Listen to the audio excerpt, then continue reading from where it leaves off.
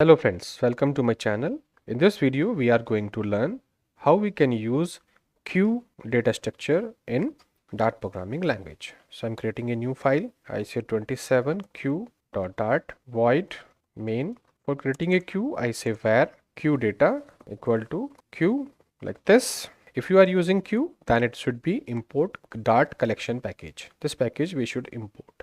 Queue is there. Then I say print queue data. And remember that this queue is for LIFO or for FIFO, for both. Means this queue is a class which can be used for queue operation and for stack also. Remember, for both. So I run it, dart run like this. So this is empty right now, but we can add information. How we can add? I say queue data dot, I can add element. Remember that if I add the element, I say 12. First element, I run this, no problem. Again, I say queue data dot add. You see, I say 14, no problem. 14, it behaving like a stack because it first element, second element, inserting at the end. We have a function also. I say add at the last. This function we can use, and I say 17 like this. So it will be add at the last position like this. We can add first also. I say queue data dot add first, and I say 10. So it will add at the beginning also. You see, so everything is that. If I remove first element, so that would be if I add at the last and remove from the front, that would be FIFO, first in first out, that would be queue. But if I remove from the last and add at the last, remember that if I say remove from the last element, so what is this? It will remove the element 17. You see, and if I add the element at the last, so I say queue data dot add last. So now I say this. So remember that removing from the last and adding at the last, because last in first out, that would be LIFO operation. So it depends on you how you want to use this class. You want to use as a stack or you want to use as a queue. Remember that. Now there are so many other operations also. I say data dot, you can say any cast clear. Again, you want to clear all the element from this.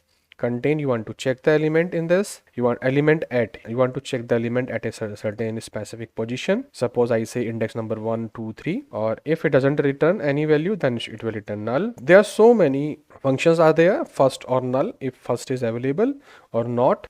First where what the position of this. For each loop is also there. You can use for each. Is empty, you can check. Is not empty, you can check. We have a iterator also. You can use iterator. We will see what is iterator in later videos in detail. Join view have last element, you can check. Where last, you can check. You can convert into map also. So there are so many things are available in this you can say class of queue, but not possible to explain each and everything in a single video. So like this you can use queue. And one more way to create this queue, you can create like this also. Queue data equal to queue like this, and I can comment this. So this is also valid way. If you want to specify any value in this queue, so suppose integer right now, so I say int, so it will work for int like this. But if I want to change it to string, so I can say it should be string like that. It will generate error. Remember, so it depends on you. You want to make it dynamic, whether you want to make it for a specific data. And if I have some function, I say dot.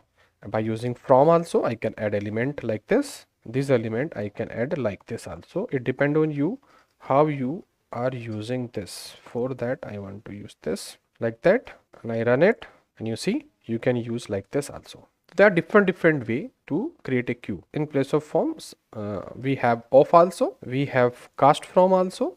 Depend on you what you want to use. You can use of also. Certain function, certain necessity, certain use is there. But I am explaining in a general way that what are the functions available in queue for you in Dart. I think now you understand how to create queue in Dart programming language. If you like it, please do subscribe. Thank you for watching this video.